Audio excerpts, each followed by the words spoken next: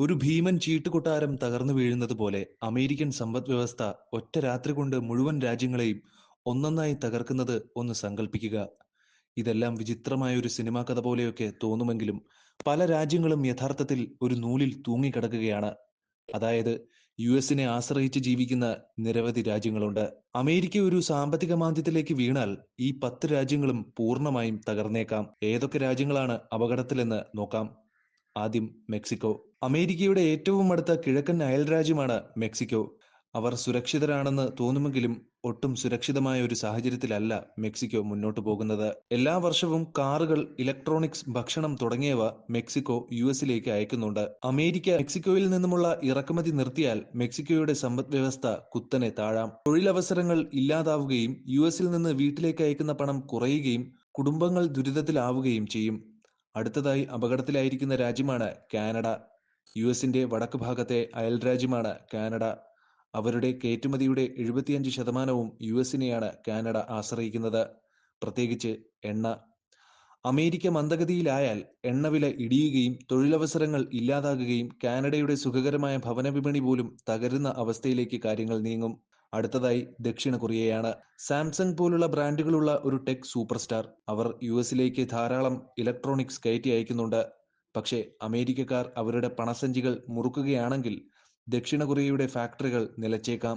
പിരിച്ചുവിടലുകൾ, സ്തംഭിച്ച വേതനം, അസ്ഥിരമായ സമ്പദ് വ്യവസ്ഥ എന്നിവ ഈ ടെക് സങ്കേതത്തെ ഒരു പ്രേത നഗരമാക്കി മാറ്റും. ദക്ഷിണ അമേരിക്കയിൽ യുഎസിനായി ബ്രസീൽ സോയാബീൻ വളർത്തി എണ്ണ ഉൽപ്പാദിപ്പിക്കുകയാണ്. ഒരു സാമ്പത്തിക മാന്ദ്യമുണ്ടായാൽ ആവശ്യം കുറയ്ക്കും. കർഷകർ പാപ്പരാകും. എണ്ണലാഭം ഇല്ലാതാകും. കടം കൂടി വരുന്നതിനാൽ ബ്രസീലിന് കലാപം നേരിടേണ്ടി വരാം. ദാരിദ്ര്യം വർദ്ധിക്കും. ആളുകൾ തെരുവിലിറങ്ങും. പകുതി വഴിയിലാണ് ഇന്ത്യ. ഇന്ത്യയുടെ കാര്യമെടുത്തു നോക്കിയാൽ പകുതി വഴിയിലാണ് ഇന്ത്യ. ടെക് ഔട്ട്സോഴ്സിംഗ് രാജാവ്. യുഎസ് കമ്പനികൾ ഇന്ത്യയിലേക്ക് കോടിക്കണക്കിന് ഡോളർ അയക്കുന്നുണ്ട്. അത് നിലച്ചാൽ ബംഗളൂരു പോലുള്ള നഗരങ്ങളിലെ ദശലക്ഷക്കണക്കിന് ജോലികൾ അപ്രത്യക്ഷമായേക്കാം. വിദേശത്തുള്ള തൊഴിലാളികളിൽ നിന്നുള്ള ചുരുങ്ങുന്ന പണം കൂടി ചേർക്കുന്നതിലൂടെ ഇന്ത്യയുടെ ബാലൻസിംഗ് ആക്ട് തകരുകയും ചെയ്യാം. അടുത്തത് തുർക്കിയാണ്. വളരെ ദുർബലമായ കറൻസിയുമായി ഇതിനകം തന്നെ ആടിയുലയുകയാണ് തുർക്കി. അവർ യുഎസിലേക്ക് തുണിത്തരങ്ങളും യന്ത്രങ്ങളും വിൽക്കുകയാണ്. പക്ഷേ ആ മാന്ദ്യം വ്യാപാരത്തെ ഇല്ലാതാക്കിയേക്കാം. നിക്ഷേപകർ ഓടിപ്പോകുകയും തുർക്കിയുടെ പണത്തിന്റെ മൂല്യം കുറയ്ക്കുകയും ചെയ്തേക്കാം. പണപ്പെരുപ്പം പൊട്ടിത്തെറിച്ചേക്കാം. രാജ്യം മുഴുവൻ പ്രശ്നത്തിലാകാം. പിന്നെയുള്ളത് അർജന്റീന. ഇതിനകം തന്നെ ഉയർന്ന പണപ്പെരുപ്പവുമായി പോരാടുന്ന ഒരു രാഷ്ട്രമാണ് അർജന്റീന. അവർ സോയാബീനും ഗോതമ്പും യുഎസിലേക്ക് അയക്കുന്നു. പക്ഷേ ഡിമാൻഡ് കുറഞ്ഞാൽ അവ ചൂടുപിടിക്കും. വായ്പകൾ വരണ്ടു പോകാം. കടങ്ങൾ അവരെ ശ്വാസം മുട്ടിച്ചേക്കാം. സമ്പദ് വ്യവസ്ഥ ആകെ കുഴപ്പത്തിലേക്ക് തകരാനുള്ള സാധ്യതയും മുന്നിൽ കാണുന്നു. മിഡിൽ ഈസ്റ്റിലെ കാര്യം നോക്കുകയാണെങ്കിൽ സൗദി അറേബ്യ എണ്ണയിൽ ജീവിക്കുന്ന ഒരു രാജ്യമാണ്. യുഎസ് അവരുടെ പ്രധാന കസ്റ്റമർ. മാന്ദ്യം എണ്ണ വിൽപ്പന വെട്ടിക്കുറച്ചേക്കാം. അവരുടെ പണം വറ്റിക്കുമെന്ന് പറഞ്ഞാലും തെറ്റില്ല.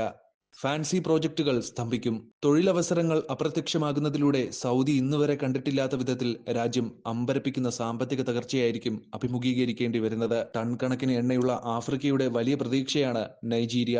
എന്നാൽ യുഎസ് വെട്ടിക്കുറയ്ക്കുമ്പോൾ നൈജീരിയയുടെ എണ്ണപ്പണം അപ്രത്യക്ഷമാകും. രാജ്യത്ത് ദാരിദ്ര്യവും അശാന്തിയും ഇതിനകം തന്നെ ഉയർന്നു വരുന്നതിനാൽ നൈജീരിയയെ പൂർണ്ണമായും പ്രതിസന്ധിയിലേക്ക് തള്ളിവിടും. ഒന്നാം നമ്പറിൽ നമ്മൾ എല്ലാവരും കാണുന്ന ഭീമനായ ചൈന തന്നെയാണ്. ചൈന എല്ലാ വർഷവും യുഎസിലേക്ക് $450 ബില്യൺ സാധനങ്ങളാണ് കയറ്റുമതി ചെയ്യുന്നത്. കളിപ്പാട്ടങ്ങൾ, വസ്ത്രങ്ങൾ, സാങ്കേതിക വിദ്യ എന്നിവയാണ് ഇതിൽ പ്രധാനമായും എടുത്തു പറയേണ്ടത്. അമേരിക്കയുടെ മാന്ദ്യം അവരുടെ ചൈനീസ് ഫാക്ടറികൾ അടച്ചുപൂട്ടുകയും തൊഴിലില്ലായ്മയ്ക്ക് കാരണമാവുകയും ചെയ്യും. ലോകത്തിലെ രണ്ടാമത്തെ വലിയ സമ്പദ് വ്യവസ്ഥയ്ക്ക് ചൂട് താങ്ങാൻ കഴിയുമോ എന്നാണ് സാമ്പത്തിക വിദഗ്ധർ ഉറ്റുനോക്കുന്നത്. ആഗോള സാമ്പത്തിക ഡൊമിനോ കളി. യുഎസ് മാന്ദ്യത്തിൽ നിന്നുള്ള ചെറിയൊരു തട്ടുമതി ഈ 10 രാജ്യങ്ങളും നിലംപതിക്കാൻ. അവർ ശക്തമായി നിൽക്കുമോ അതോ തകരുമോ എന്ന് കണ്ടറിയണം.